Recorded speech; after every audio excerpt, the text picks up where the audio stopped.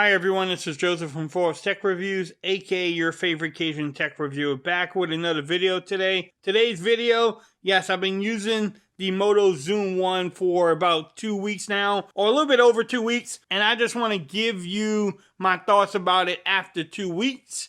But before I get into this video, check this out.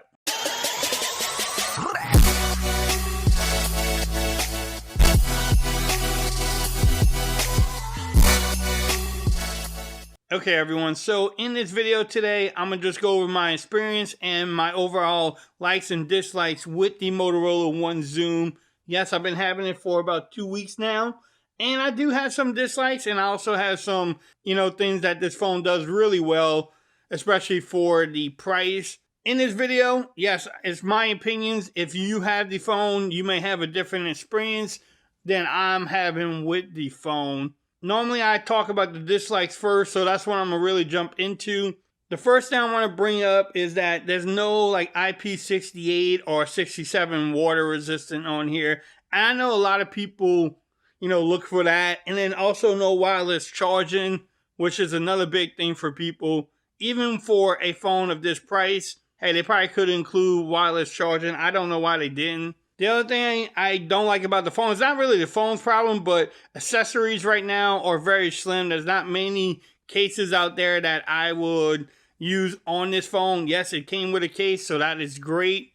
But hopefully these other companies catch up and they start making cases for this phone, because you definitely want to protect.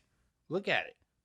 You want to protect this beautiful looking device. The cases on Amazon are very slim right now. Also, there's no Dolby Audio on here. My Moto G7 has Dolby Audio. This one doesn't. Yeah, the speaker sounds pretty good. You can check out my speaker test I did with the Galaxy Note 10 Plus against the G7 and the One Zoom. I'll have the link in the description. Also, the cameras are really decent, especially for the price of the phone, but we always expect better. I know the Google Pixel 3a XL is around the same price, or a little bit cheaper. I don't remember the price of that phone. The cameras on there are just as good as the Pixel 3 XL. So yes, we always want better cameras on here. Does it take some great pictures? Yes. If the sun comes in there and puts like a haze on it, the HDR could definitely be a little bit better too, but it does an overall good job. Don't get me wrong. A lot of people like the Note 10 comparison. A lot of people like what the One Zoom actually did with it. But yeah, I'm always expecting more with the cameras.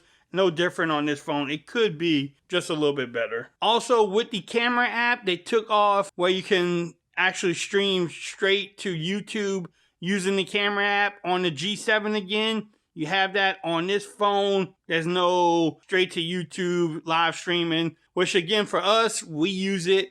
I know for regular consumers, that's not really a big deal. But for content creators or people that want to stream on YouTube, yeah, you can't do it straight from this phone. It is what it is. Another thing people always bring up is the price of the phone. Can it be a little bit cheaper? I think any phone could be cheaper. I know people were saying, hey, $379 to $349 would be a great price. Yeah, that would be a great price. I got it for $399. I think right now it's $449. Y'all let me know what y'all think about the price of the phone. For me, for $399, hey, I think it was a great deal. One more thing I don't like about the phone is just where the speaker is. It could be at the bottom, or if you're going to put one at the top, put one at the bottom, do the dual speaker effect, but it sounds really good and it's clear, but it's just weird being at the top. Overall, this phone is a really good phone. Now I'm going to get into the things I like about the phone really quick. All right, so some things I do like about the phone. The display is great. The OLED display looks beautiful. Yes, it has a little notch on there, but overall, this display is great. The build, I love this color. I love how it feels in your hands. Pause, ladies, bam. I know they got 3 different colors, but this purple and that Motorola light lights up. That's pretty cool too. But overall, the build quality on this phone is really good. The battery life has been really, really good. I'm getting between over a day, between 24 to 30 hours off the charge and about 6 to 7 hours of screen on time every time I take the phone off the charger. The battery life has been really, really good. Overall, it runs great. The Snapdragon 675 processor, no hiccups, everything runs smooth. It does play games. I might do a gaming review coming up or not. Haven't decided yet, but overall, the experience with the phone is great. These Moto actions here are also great too, where you can, the normal Moto actions that you have, twisting the phone turns the cameras on. So all these Moto actions are great too. I love the experience with Moto. Maybe that's why I have the G7 and now the One Zoom too. Again, for the price of the phone, the cameras can take really good pictures and photos. And during the day and at nighttime, when I did the comparison with the Note 10 Plus, this phone actually did better video and handled the lights better at nighttime than my Note 10 Plus did. Also, I always mention in my videos, using the phone as a phone, texting, calling, making speaker calls, all of that has been great. I'm getting great reception on the phone. Download speed, upload speeds are great. Now, is it the fastest compared to my Note 10 Plus? No, but it's definitely better than what you would get from the G7. If you like stock Android, then you really will enjoy this phone because it's pretty much stock, but it does have like the Moto experience, the Moto gestures on here, which I do enjoy. They have it on the G7, they had it on the G6, and I really enjoy the stock Android experience mixed with the Motorola experience on here, like the gestures, makes it an overall enjoyable phone.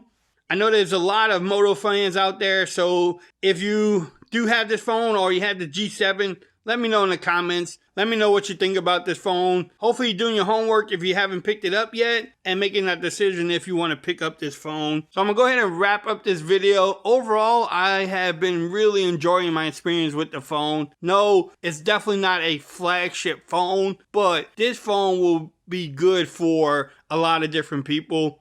If you're looking for a phone that you want a great experience with, run smooth, also decent cameras on here, then this phone will definitely be for you. Most people just take pictures for Instagram or Twitter or even Facebook, which we all know compresses the crap out of those photos. This phone will be definitely for you. And if you are already a Moto fan, you definitely would enjoy this phone. If you have the G6 or even the G7, it's definitely an upgrade. And I don't think you will have any complaints using this phone. So yeah, I really am liking this phone. If you like this video, give it a thumbs up. If you haven't subscribed to my channel yet, please do so for more coverage on the Moto One Zoom. Make sure you follow me on Twitter at @ForzReviews. Become part of the BAM Nation. And until next time, peace. We out of here. Y'all have a great day now.